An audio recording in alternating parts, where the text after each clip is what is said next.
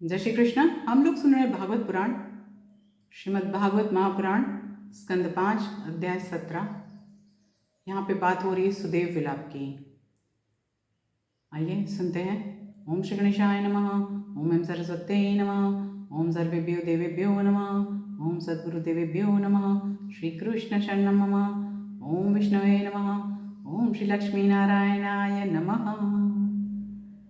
यहाँ पर बात कर रहे हैं अध्याय 17, सुदेव विलाप।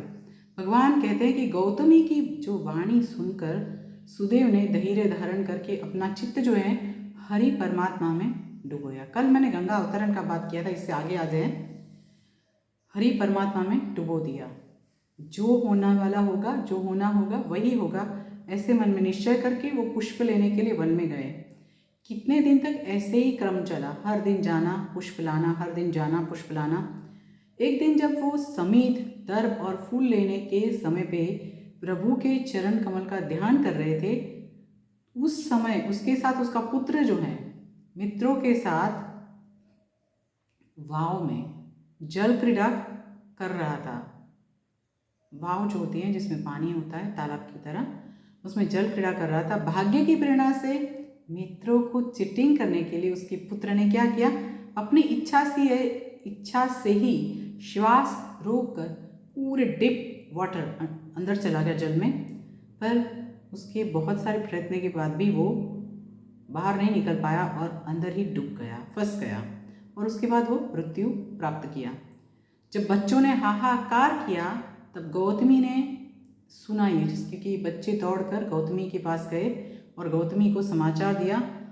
पर गौतमी तो पृथ्वी पर ही गिर गई, क्योंकि उसका बच्चा था, उसका बेटा था। नेचुरली एक माँ की क्या परिस्थिति हो सकती है। उसी तरह उसी समय विप्र को भी समाचार मिला और वो भी पृथ्वी पर गिर गया।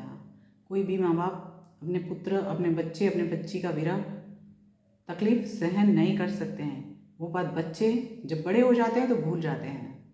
बच्चों को ये चीज़ नहीं याद रहती। हाँ, अपने बच्चों के लिए ज़रूर करते हैं, परंतु अपने माँ बाप के लिए ये चीज़ भूल जाते हैं। यहाँ पे करेक्शन की ज़रूरत है कि नहीं है, बताइए।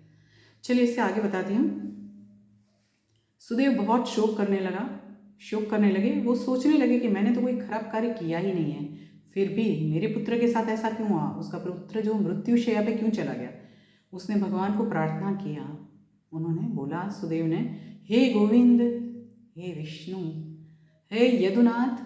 देखिए कृष्ण के कितने नाम हैं। विष्णु सहस्त्र नाम स्तोत्र भी है, पर यहाँ बात हो रही है तो सुनिए। हे गोविंद, हे विष्णु, हे यदुनाथ, हे रुक्मिणी प्राणपति, हे मुरारी, मैं पुत्र के वियोग रूप दावानल के ताप से तड़प रहा हूँ, जल रहा हूँ, तकलीफ में हूँ, मेरी रक्षा करो, मेरी रक्षा करो।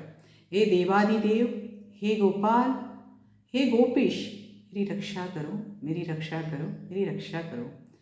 मैं कम भागी देवकीसुत श्री कृष्ण का जो वचन था उसको मैंने नहीं सुना और उसका अनादर करके सिर्फ पुत्र प्राप्त करने की दूर से आशा की। परंतु अदृष्ट और विनष्ट वस्तु किसको प्राप्त होती है।